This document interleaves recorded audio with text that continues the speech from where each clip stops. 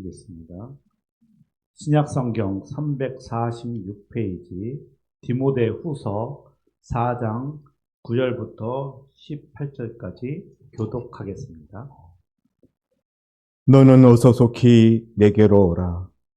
데마는 이 세상을 사랑하여 나를 버리고 데살로니가로 갔고, 그레스게는 갈라디아로, 디도는 달마디아로 갔고, 누가만 나와 함께 있느니라. 내가 올 때 마가를 데리고 오라. 그가 나의 일에 유익하니라. 두기고는 에베소로 보내었노라. 내가 올 때 내가 드로아 가보의 집에 둔 겉옷을 가지고 오고, 또 책은 특별히 가죽 종이에 쓴 것을 가져오라. 우리 세공업자 알렉산더가 내게 해를 많이 입혔음에 주께서 그 행한 대로 그에게 갚으시리니 너도 그를 주의하라. 그가 우리 말을 심히 대적하였느니라. 내가 처음 변명할 때 나와 함께 한 자가 하나도 없고 다 나를 버렸으나 그들에게 허물을 돌리지 않기를 원하노라. 주께서 내 곁에 서서 나에게 힘을 주심은 나로 말미암아 선포된 말씀이 온전히 전파되어 모든 이방인이 듣게 하려 하심이니 내가 사자 입에서 건짐을 받았느니라. 주께서 나를 모든 악한 일에서 건져내시고 또 그의 천국에 들어가도록 구원하시리니 그에게 영광이 세세무궁토록 있을지어다. 아멘. 성가대 특송으로 하나님께 드리겠습니다.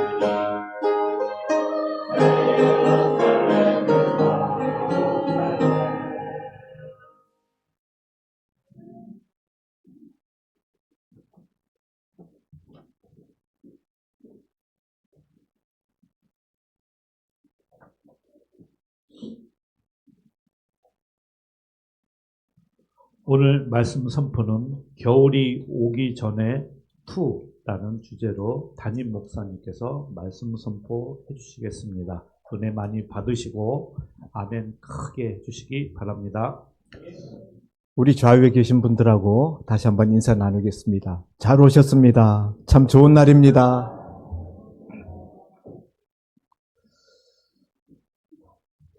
어느덧 금년의 마지막 주일을 맞이하였습니다. 이 세상에 사계라는 자연 원리를 하나님께서 우리에게 주셨어요. 봄, 여름, 가을, 겨울. 자연의 질서에만 사계가 있는 것이 아니라 우리 인생에도 네 계절이 있다. 그렇게 말할 수 있겠습니다. 오늘 이 자리에 인생의 봄을 맞이하는 소년들도 있을 수 있겠고, 또 인생의 한여름, 최고의 전성기를 달려가고 있는 우리 청년들도 있을 것이고, 또 인생의 가을을 맞이하고 있는 우리 노년분들도 있습니다. 오늘 우리 본문 속에서 바울은 자기 인생의 마지막 지금 겨울을 초겨울의 입구에 지금 서 있습니다. 그가 가지고 있는 영적인 감각과 또 그가 가지고 있는 모든 지혜로운 판단력으로서 자기 인생의 날이 이제 막바지에 이르렀다 하는 것을 지금 자각하고 있습니다. 그래서 앞에 보면 관제와 같이 내가 벌써 부음이 되고 나의 떠날 기약이 가까웠다. 그렇게 바울이 고백합니다. 자기 이제 인생이 이제 끝나간다. 그런 이야기죠. 하나님의 사람, 믿음의 사람에게도 인생의 끝은 옵니다. 우리들에게도 인생의 마지막 날이 금년의 마지막 주일이 어느덧 우리에게 닥친 것처럼 어느 순간에 우리는 내 인생의 마지막 순간을 맞이할 때가 있을 것입니다. 그럴 때 우리는 어떤 모습이어야 할까? 오늘 사도 바울의 맨 마지막 순간의 모습을 우리에게 기록으로 남겨주고 있는 이 디모데후서 맨 마지막 장을 통하여서 우리 자신의 마지막 날들을 준비하는 저와 여러분이 될 수 있기를 바랍니다. 이 디모데후서는 바울이 자기 믿음의 아들 가장 신실한 제자 디모데에게 써보낸 두 번째 편지입니다. 앞서 한 번 편지를 보낸 것이 디모데 전서이고 두 번째 마지막 편지가 디모데 후서인데 당시 디모데는 에베소에서 목회를 하고 있었던 중에 이 편지를 받게 됩니다. 바울은 3차에 걸친 전도 여행을 마치고 그리고 로마로 압송되어져서 자신의 재판을 로마 황제로부터 받기를 기다리고 있는 입장입니다. 앞서 1차 재판이 있었고 그때 감옥에 가택연금 상태에서 재판을 받았고 잠시 풀려났어요. 1차 감옥에 갇혀 있었을 때 그때 디모데 전서를 썼고 이제 풀려나서 전도 여행을 또 다니다가 2차로 바울이 다시 체포되어서 두 번째 로마 감옥에 갇히게 되는데 오늘 이 디모데 후서는 바울이 그렇게 두 번째 로마 감옥에 갇혔을 때 이때는 가택연금 상태가 아니고 일반 죄수들하고 똑같이 진짜 감옥에 갇혀서 자기 스스로도 이번에는 내가 죽겠구나 하는 것을 스스로 예감하면서 써보낸 개인적인 성격이 굉장히 강하게 드러나는 서신서입니다. 디모데 전서는 공개적인 그런 어떤 목양의 편지라면은 디모데 후서는 그보다 훨씬 더 자기 개인적인 감정, 개인적인 어떤 필요 이런 것들이 이 본문에 많이 나타난다 하는 것을 우리가 살펴볼 수가 있습니다. 인생의 마지막 순간을 맞이할 때 특히 바울은 지금 로마 옥중에 있잖아요. 그때 바울의 그 마음, 심리는 어떠했을까? 우리가 생각해 보면은 첫째, 너무너무 외로워요. 바울은 늘 사역자, 동료들과 함께 지난 인생을 달려왔습니다. 복음을 전하는 그 일로 자기 인생을, 자기 삶을 송두리째 다 내려놓고도 아깝지 않았던 바울입니다. 그러나 지금은 로마의 옥중에 갇혀서 아무것도 할 수 없어요. 같이 하는 사람들도 없습니다. 그런 외로운 순간에 제일 먼저 생각나는 것은 자기의 그 겨울이 또 다가오고 있어요. 추운 인생의 겨울을 맞이하여서 따뜻한 체온을 함께 나눌 수 있는 따뜻한 사람들이 생각나기 마련입니다. 여러분, 인생의 마지막 순간을 맞이하면 뭐가 생각날까요? 뭐 여러 가지 많은 것들이 있지만은 제일 생각나는 것은 내 마지막 인생의 그 외로운 순간, 그 추운 시간들을 함께 나누어 줄 수 있는 따뜻한 사람이 제일 필요하고 생각납니다. 그래서 오늘 9절 말씀에 너는 어서 속히 내게로 오라. 겨울이 되기 전에 너는 어서 속히 내게로 오라. 바울이 그렇게 이야기합니다. 너는 이라는 것은 디모데를 말하는 거예요. 디모데, 너 좀 내게로 와야 되겠다. 내게로 와줘. 겨울이 오고 있으니 겨울이 오기 전에 빨리 내게로 와. 9절에 어서 속히, 어서라는 말이나 속히라는 말이나 다 빨리 오라는 말이잖아요. 어서 속히 두 번이나 더블로 이렇게 바울이 디모데한테 오라고 말하는 것은 좀 마음이 굉장히 바쁘다는 거예요. 마음에 일종의 약간 조급함이 있어요. 너 시간 놓치면 안 돼. 겨울 전에 너는 와야 돼. 왜 그럽니까? 그만큼 바울의 마음의 외로움이 심하기도 하지만은 겨울이 되면은 항해를 못 해요. 지중해 바다는 겨울철에 접어들면은 항해를 할 수 없기 때문에 겨울이 시작되면은 오려고 해도 못 온다. 에베소에서부터 와야 되니까. 그래서 너는 겨울이 오기 전에 어서 속히 내게로 와라. 이제 계절적인 요인도 있지만은 한편으로는 바울의 마음이 그렇게 많이 외롭다라는 것도 담고 있는 표현이라고 생각됩니다. 여러분, 인생의 추운 겨울이 우리에게 다가올 때 우리에게 정말 필요한 것, 많은 것이 필요하지 않아요.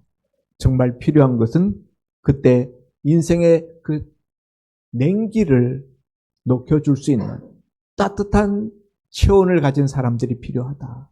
따뜻한 마음을 가진 사람들. 나와 함께 영성을, 믿음을 함께 공유하고 공감해 줄 수 있는 그런 사람들이 필요하다. 바울에게 있어서는 그 누구보다도 디모데가 바로 그런 사람이었다는 것이죠. 그래서 디모데, 너 좀 빨리 와줘. 이렇게 편지 쓰고 있는 것입니다. 사랑하는 성도 여러분, 오늘 저와 여러분이 그런 사람, 디모데와 같은 사람이 될 수 있기를 바랍니다.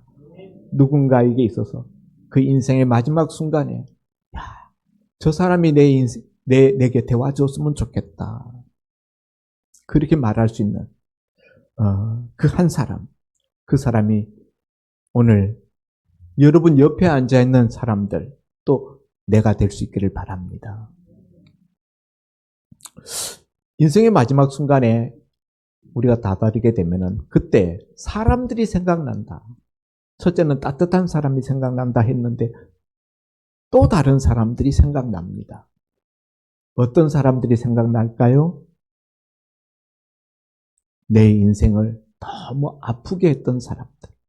내 마음에 상처를 주었던, 손에 박힌 가시처럼 내 속에서, 내 심장에서, 내 가슴에서 빠지지 않고 있는 그 사람들. 그 사람들이 생각나기 마련이에요.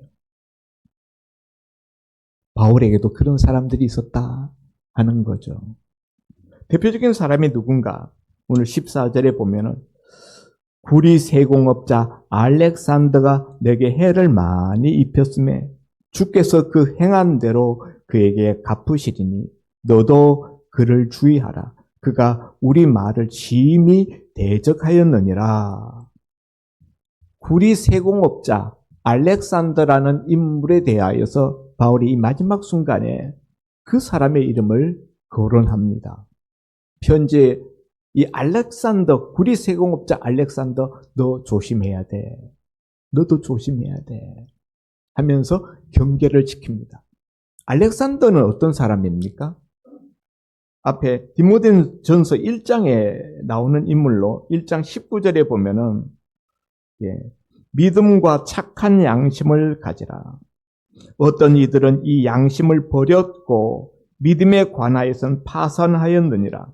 20절 그 가운데 후메네오와 알렉산더가 있으니 내가 사탄에게 내어준 것은 그들로 훈계를 받아 신성을 모독하지 못하게 하려 함이니라. 이렇게 바울이 쓰고 있습니다. 알렉산더라는 사람, 그 사람은 믿음에 관하여서 파선한 사람이다. 그러니까 처음에는 믿음을 가졌던 사람이에요. 교회 일원으로 같은 공동체 일원으로 교회 생활을 하던 사람이었는데 도중에 믿음에서 떨어져 나가버렸다는 거예요. 믿음에 관하여서 파선했다. 다시 말하면은 배교했다. 신앙을 배교한 그런 배교자로서 내가 사탄에게 내어주었다. 바울이 그렇게 말합니다. 사탄에게 내어주었다라는 말은 교회에서 출교시켰다는 말이에요. 그 사람의 그 말과 언행, 그 사람의 그 잘못된 어떤 신앙 이런 것들 때문에 이 사람을 교회에서 출교해 버렸다는 뜻이에요. 디모데 후서에서는 이단 거짓된 교사들에 대한 경계를 시키고 있는데요. 아마도 이 알렉산더도 그런 잘못된 어떤 교리, 잘못된 주장을 하던 인물이 아닐까. 그래서 바울이 오죽하면 교회에서 출교를 시켰을까. 사탄에게 내어주었다. 구원의 가능성이 없는 사람이에요. 사탄의 먹잇감으로 던져버렸다는 거죠. 출교했다라는 뜻이에요. 근데 오늘 여기 14절에, 4장 14절에 보면은 구리 세공업자 알렉산더가 내게 해를 많이 입혔음에 바울에게 해를 많이 끼친 사람이에요. 바울이 목회할 때 너무너무 힘들게 하였던 그런 사람일 뿐만 아니라 바울에게 개인적으로도 너무 많은 아픔과 손해를 끼쳤던, 위해를 가하였던 그런 인물이다 하는 거죠. 어떤 해를 바울에게 많이 끼쳤을까요? 아까 이제 목회적인 여러 가지 어려움을 끼친 사람이다 라고 말씀을 드렸는데 그것뿐만이 아니에요. 이 알렉산더는 바울이 로마 황제의 재판정에 서서 재판받을 때 바울을 고소한 인물로 여겨집니다. 그리고 바울에게 아주 엉뚱한 악한 혐의를 뒤집어 씌워서 의도적으로 바울에게 나쁜 증언을 해서 바울이 결국 교수대, 단두대 위에 그 목이 떨어지도록 하는 데 있어서 결정적인 역할을 했던 그런 악한 인물입니다. 바울이 결국 로마의 단두대 위에서 목이 잘려서 순교하게 되는데요. 그 가운데 결정적인 나쁜 악한 증언을 한 인물이 바로 이 알렉산더였다. 전에는 같은 교회 일원이었는데. 여러분, 교회에서 몸담고 있었던 사람들이 나가면은 가장 교회에 대해서 핍박하고 반교회적인, 적대적인 그런 사람들이 되는 것을 보게 됩니다. 알렉산더가 바로 그런 인물이에요. 바울은 그 모든 것을 다 내다보는 그런 선견지명이 있었던 사람인데 아직은 지금 로마 황제의 판결이 떨어진 상황은 아니지만 지금 이 알렉산더가 어떻게 악한 증언을 바울에 대하여서 재판정에다가 쏟아냈고 결국 그것이 바울을 마침내 순교의 제물로 삼게 할 것이라는 것을 바울은 아마 짐작하고 있었을 거예요. 자기 죽는다는 것을 바울은 이게 알고 쓰고 이 편지를 알고 쓴 느낌이거든요. 네. 그런데 그런 그 알렉산더에 대하여서 그가 내게 많이 해를 입혔다. 참 자기 생명을 결국 이제 앗아가게 만드는 그런 결정적인 제보를 증언을 한 자인데 그런 자에 대해서 어떻게 바울이 대하고 있는가? 우리 인생의 마지막 순간에는 우리 마음에 정말 가시를 아니 대못을 박은 사람들, 우리 마음에 고춧가루를 뿌린 자들, 이런 자들에 대한 아픔, 그것 때문에 우리 마음이 힘든데요. 바울은 그런 자들을 어떻게 대했는가 하는 것을 우리가 한번 생각해 보고자 하는 것입니다. 바울은 그 알렉산더가 자기에게 많은 해 끼쳤다는 사실만 언급하고 주께서 그 행한 대로 그에게 갚으시리니 복수하는 것, 보복하는 일에 대하여서는 주님의 손에 의탁하고 있다 하는 거예요. 로마서 12장 19절을 가서 보면은 바울이 쓴 이 로마서 12장 19절에 보면은 내 사랑하는 자들아 너희가 친히 원수를 갚지 말고 하나님의 진노하심에 맡기라. 기록되었으되 원수 갚는 것이 내게 있으니 내가 갚으리라고 주께서 말씀하시니라.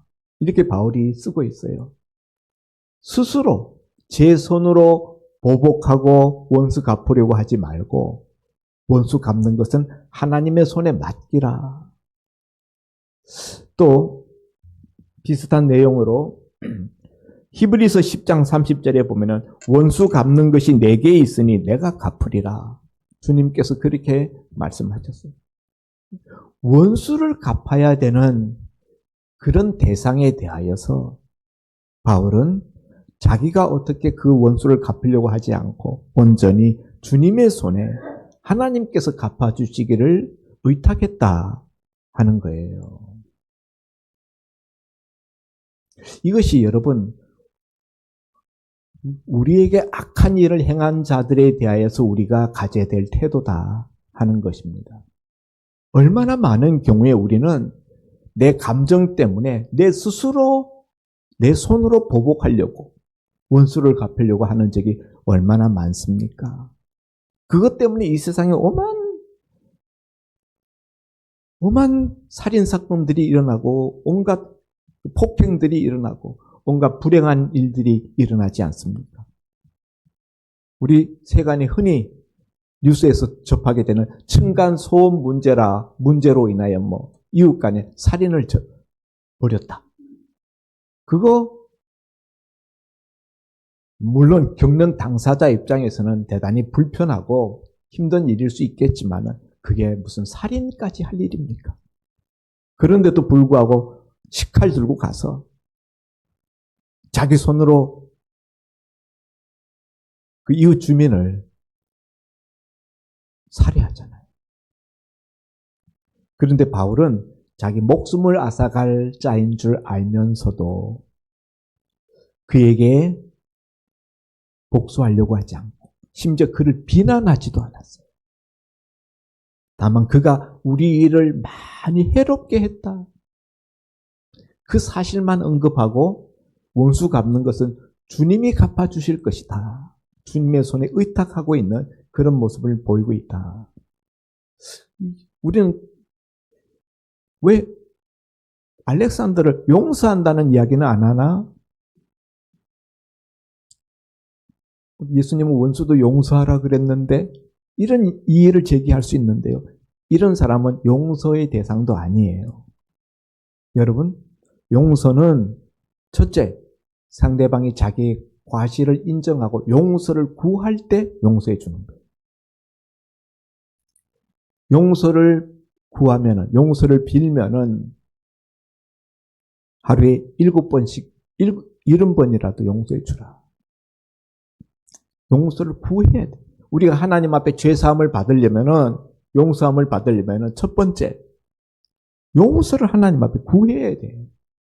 내가 잘못했습니다라는 거 인정하고 제 죄를 용서해 주십시오.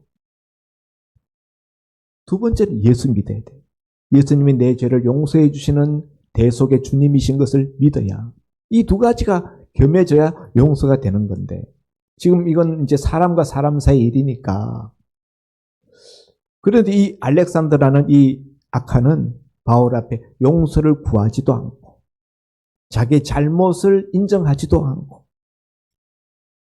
사탄의 자식이 되었어요. 이단 교리를 주장하는. 그래서 바울이 그를 사탄에게 먹이로 던져 주었다. 내어버렸다. 출교시켰다는 거예요. 그러므로 이런 사람은 용서의 대상도 되지 못합니다. 사탄도 용서해 줄 수는 없는 거예요. 다만 하나님의 손에 그 심판, 그가 받을 판결을 하나님 손에 맡긴다. 여러분, 이 자세가 얼마나 중요한지 몰라요. 우리가 이 세상을 살아가면서 참 허다한 일을 많이 겪습니다. 어떤 때 너무나 억울하고 원통하고 정말 당장이라도 달려가서 보복하고 싶은 그 복수심이 우리 마음에 불길처럼 일어나는 순간, 그때 우리가 생각해야 되는 것은 너희가 스스로 원수 갚지 말고 원수 갚는 것을 하나님 손에 맡기라. 원수 갚는 것은 내게 있느니라. 하나님이 원수 갚아주신다는 거예요. 언제 갚아주셔요? 원수의 남은 생애 중에 하나님이 갚으실 수도 있고, 하나님이 마지막 재판석에서 모든 인생들을 재판하는 그 순간, 그 자리에서 원수 갚으실 수도 있고. 그러나 분명한 것은 바울은 하나님이 분명히 갚으신다는 것을 믿었다는 거예요.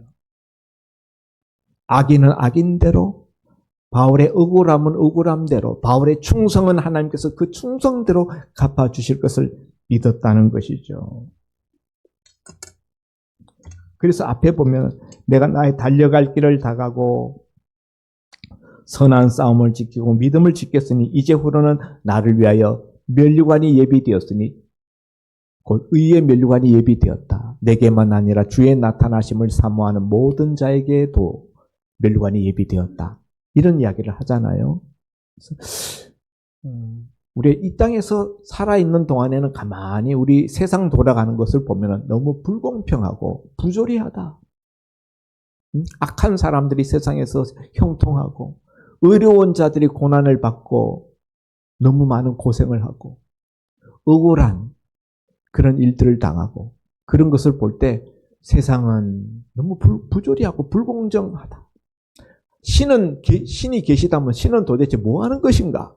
우리가 이런 울분을 또 이런 의문을 우리가 나타낼 수밖에 없는데 바울은요, 그 모든 것을 하나님이 판단하시고 하나님이 최종적으로 판결을 내리신다 하는 것을 믿었어요. 우리가 이 마음을 가져야 된다. 그러므로 지금 좀 내 마음과 같이 일이 돌아가지 않는다고 해도 지금 내 마음처럼 내가 설사 보복하지 못한다 할지라도 원통해하지 말라 하는 것입니다. 바울이 또 하나 가지고 있는 이 말 속에서 가지고 있는 바울의 사상은 사람은 하나님처럼 모든 사람들의 행위에 대해서 완벽한 판단과 완벽한 판결을 내릴 수 있는 지각이 없는 존재라는 거예요. 모든 인간은 다 부족합니다. 부족한 대로 인간 재판관들이, 인간 판사들이 재판을 하지만은 그 판결이 잘못되어서 후세에 와서 그걸 뒤집는 일들이 얼마나 자주 있지 않습니까? 판결이 잘못된 채로 역사 속에 그냥 숨겨져 버리고 묻혀져 버리는 일들도 많이 있는 것입니다. 바울은 인간은 다른 인간의 행위에 대하여서 하나님처럼 완벽한 판결을 내릴 수 없는 존재이기 때문에 나는 알렉산더의 문제를 하나님 손에 맡깁니다. 그렇게 한 거예요. 바울의 겸손함, 또 바울의 종말관, 바울의 심판관, 그 모든 것을 우리가 여기서 한꺼번에 우리가 읽을 수가 있는 것입니다. 세상에 사는 동안에 세상에서 여러분의 그 옳고 그름에 대하여서 또 여러분의 충성과 헌신에 대해서 그대로 값을 다 받으려고 하지 마십시오. 이 세상은 그런 곳이 아닙니다. 그러나 우리가 위로받을 수 있는 것은 하나님이 그 모든 것을 다 보시고 다 아시고 그리고 마침내는 마지막 날에는 그 모든 것을 다 하나님이 정의롭게 판단하시고 판결 내려주신다는 사실이죠. 예. 아멘입니까? 예. 이걸 우리가 기억해야 돼요. 그래서 이 알렉산더에 대해서 그가 악한 일을 행한 것에 대해서만 이야기하고 그를 주의하라는 말만 하고 그에 대한 실제적인 어떤 대적 혹은 보복함, 원수 갚음 이런 것들은 일체 하나님 손에 맡기는 바울의 모습 인상적입니다. 알렉산더 때문에 자기 죽는 줄 알면서도요. 두 번째로 바울의 마음을 아프게 했던 사람들이 있습니다. 16절에 나와요. 내가 처음 변명할 때 나와 함께 한 자가 하나도 없고 다 나를 버렸으나 그들에게 허물을 돌리지 않기를 원하노라. 디모데후서 1장 15절 가서 찾아봅니다. 1장 15절 한 장만 앞으로 넘기면은 1장 15절에 아시아에 있는 모든 사람이 나를 버린 이 일을 내가 아나니 그 중에 부겔로와 허모게네도 있느니라. 아시아에 있는 모든 사람이 나를 버렸다. 이 일을 내가 아나니 그 중에 부겔로와 허모게네도 있느니라. 바울을 아프게 했던 또 다른 사람 부겔로와 허모게네라는 사람이에요. 이 사람들은 어떻게 바울을 아프게 했는가? 바울이 1차 로마 감옥에 투옥되어서 신문을 받을 때 재판을 받을 때 바울의 측근으로서 바울에게 유력한 바울을 돕는 증언을 해줄 수 있는 그런 입장에 있었던 사람들이에요. 바울 동력자, 측근이에요. 그런데 이 사람들이 바울이 재판받을 때 바울을 변호하는 증인으로 서주지 않았다는 거예요. 다 나를 버렸다. 바울이 재판석에 서니까 혹시 바울에게 뭔가 불똥이 튀면은 그 바울에게 내려진 재판의 영향으로 증언을 했다가 자기에게도 불똥이 튈까봐 아예 증언석에 서주지 않았던 거예요. 이런 사람들에 대해서 바울의 마음속에 아픔이 있었던 거예요. 내가 처음 변명할 때 16절 말씀 다시 한번 읽으면은 4장 16절 내가 처음 변명할 때 1차 재판 때에 로마 1차 재판 때 나와 함께 한 자가 하나도 없고 다 나를 버렸다. 믿음의 형제들도 막상 바울이 재판석에 서게 되니까 죄인의 판결을 받을까봐 그 바울 편에 서서 증언을 하였다가 자기도 죄인으로 감옥에 갇힐까봐 두려워서 아무도 바울 편에 서서 증언을 해주지 않고 다 도망갔다는 거예요. 그러나 그들에게 허물 돌리지 않기를 원하노라. 여러분 같으면 어떨 것 같아요? 이런 교회 지도자가 어떤 어려움에 처했을 때 여러분이 개인적인 위해받을 가능성이 있음에도 불구하고 편에 서서 어떤 증언을 하는 자리에 서 주시겠습니까? 아멘이 없네. 우리 서정순 구사님만 혼자 듣기 아멘. 우리는 여기서 참 인간의 연약함을 봅니다. 마음은 원효로되 육신이 약하도다. 그렇게 말할 수도 있겠지만은 또 한편으로 보면 의리 없는 거예요. 그 바울을 통해서 전도받고 바울을 통해서 은혜 받고 바울을 통해서 구원받았는데 그 바울이 위기에 처했는데요. 그 위기에 처한 바울을 유력한 증언을 해서 바울이 그 구렁텅이에서 빠져나올 수 있도록 도와야 되는데 자기 몸보신을 먼저 생각하는 거죠. 그래서 아무도 바울 편에서 바울에 대한 변호를 해주지 않았다는 거예요.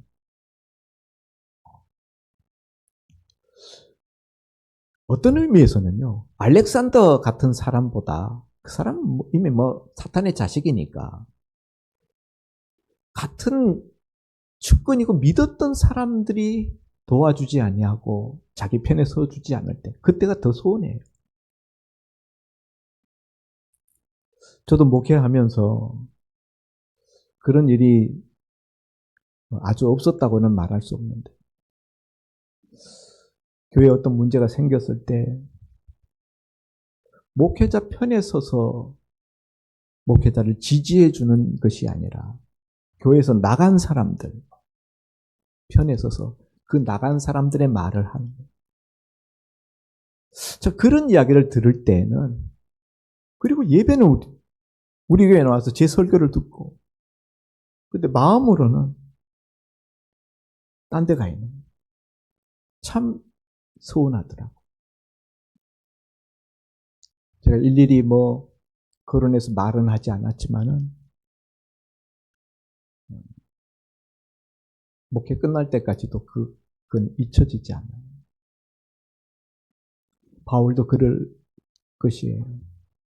그렇게 재판을 받고 어떻게 될지 모르는 그 결정적인 중요한 순간에 유력한 증언을 해줄 수 있는 측근 형제들이 자기 몸보신 하느라고 바울을 외면하고 다 도망갔다. 그게 바울 마음에 아픈 거예요. 그런데 이 부분에 대해서도, 이런 사람들에 대해서도 그 사실만 언급하고, 그러나 그들에게 허물 돌리지 않기를 원하노라. 네. 내가 처음 변명할 때 나와 함께 한 자가 하나도 없고 다 나를 버렸으나 그들에게 허물을 돌리지 않기를 원하노라. 허물을 돌리지 말라라는 말은 무슨 뜻입니까? 바울은 이미 그 사람들을 용서했다는 거예요. 나는 이미 용서했다. 그러니까 그 사람들을 허물을 돌리지 말라라는 말을 다른 말로 바꾸면 비난하지 말라는 거예요. 그들의 과거 그런 행적에 대하여서 말로서 비난하지 마라. 공격하지 마라. 이게 바울의 마음입니다. 여러분, 우리가 누구를 용서했다라고 우리가 하면서 우리가 용서한 사람에 대해서 비난의 말을 계속 쏟아내는 그런 경우들을 우리가 주변에서 참 많이 봅니다. 저도 그런 적이 있었어요. 우리 교회 오셨다가 1년 만에 다 우리 교회에 분란을 일으키고 다 떠난 그런 사람들이 있었죠. 제가 그 일로 말미암아 엄청 마음에 충격을 받고 새벽 기도 시간마다 앉아서 하나님 앞에 눈물로 기도를 했었던 세월이 있었는데요. 그 당시에는 그게 너무 가슴이 아프니까 누구 만나면은, 목사님들 만나면은 자꾸 그 이야기가 입에서 나와.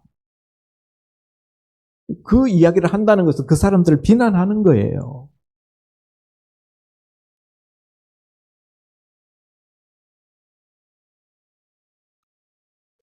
그런데 내 마음으로는 내가 용서했다고 말하거든요. 근데 자꾸 그게 나와.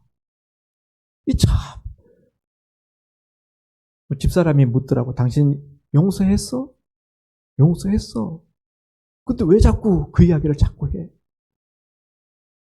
마음이 아프니까. 그래서 그다음부터 기도를 바꿨어요. 하나님, 내 입에서 그분들이 내게 준 그 상처, 그분들의 어떤 잘못된 행위에 대하여서 비난하는 말이 더 이상 나오지 않게 해주십시오. 비난하지 않게 해주십시오. 그 기도하고 얼마 뒤부터는 제가 그 비난하는 말을 끊어버릴 수가 있었습니다. 여러분, 우리가 정말 용서했다면은 우리 마음을 아프게 했던 그분, 어떤 교우였던지, 내 가족이었던지, 내 직장에 어떤 아는 사람이든지, 누구든지 간에 그 사람에 대한 비난의 말을, 비난의 불화살을 더 이상 쏘지 말아야 돼요.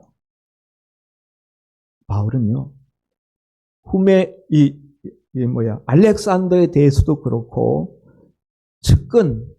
증언을 서주었어야 될 믿음의 형제들에 대해서도 그렇고, 비난하지 않습니다. 자기도 비난하지 않고, 다만, 한 행위에 대하여서 사실만 언급해요. 그런 일이 있었다. 그렇게 했다. 그리고 비난은 안 합니다. 그리고 너희도 비난하지 말라. 그렇게 말합니다. 이게 바울이 마음을 아프게 했던 사람들에 대한 태도였다. 그리고 마지막으로는요.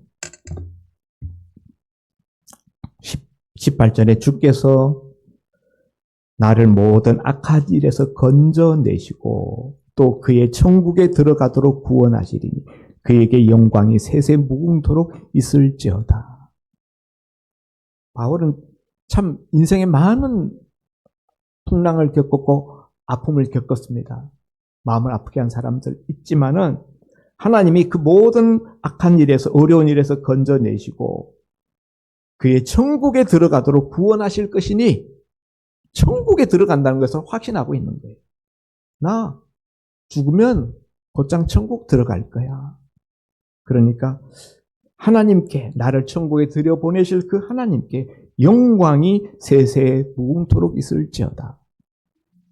바울의 마지막 결론은요, 아프게 한 사람들에 대한 이야기가 아니고 나를 천국에 들여보내실 하나님을 바라보고 그 천국을 소망하면서 하나님 앞에 영광을 돌리는 말로 그 마지막을 장식하고 있다는 거예요. 여러분, 우리가 이 땅에서 인생의 마지막 겨울, 그 마지막 호흡을 우리가 내몰아 쉴 때, 숨가쁜 호흡을 우리가 쉬게 될 때, 우리의 마지막 말은 그의 천국에 들어가도록 구원하실 그에게 영광이 세세 무궁토록 있을지어다. 이 고백이, 이 찬송이 되어야 될 줄 믿습니다. 오늘 바울은 그 인생의 추운 겨울을 바로 앞에 두고 두 가지 종류의 사람들을 생각했어요. 마음을 따뜻하게 해줄 위로의 사람들, 디모데와 같은 사람들, 또 마가와 같은 사람들, 오네시모와 같은 사람들. 그런가 하면은 그의 마음을 차갑게 만들었고 너무 힘들게 아프게 만들었던 옹이 같았던 사람들. 구리세공업자 알렉산더. 바울의 1차 신문 때 변호해주고 증언해 주었어야 될 그 자리에서 도망간 믿음의 형제들. 사랑하는 성도 여러분, 우리는 어느 쪽 사람입니까? 우리 마음을 따뜻하게 해주는 그런 사람입니까? 아니면은 누군가의 가슴 속에 너무나 깊은 상처를 새기고 그것 때문에 죽는 순간까지도 그 이름을 잊지 못하게 만드는 그런 사람입니까? 기도합니다. 하나님 아버지, 오늘 인생의 추운 겨울, 순교의 제물이 되기를 기다리면서 인생의 마지막 순간을 내다보는 바울이 그 마지막에 찾았던 두 종류의 사람들, 오늘 그들에 대한 바울의 태도를 우리가 살펴보았습니다. 나는 디모데와 같은, 마가와 같은 사람인지 아니면은 알렉산더와 같은 그런 사람인지, 하나님, 우리가 이 연말에 결단하고 우리의 모습이 달라지게 하시고 변화되게 하여 주시옵소서. 아멘. 우리의 마지막은 세세 무궁토록 하나님 앞에 영광을 돌리는 찬송이 우리의 맨 마지막 말이 되게 하여 주옵소서. 아멘. 예수님 이름으로 기도하옵나이다. 아멘. 아멘.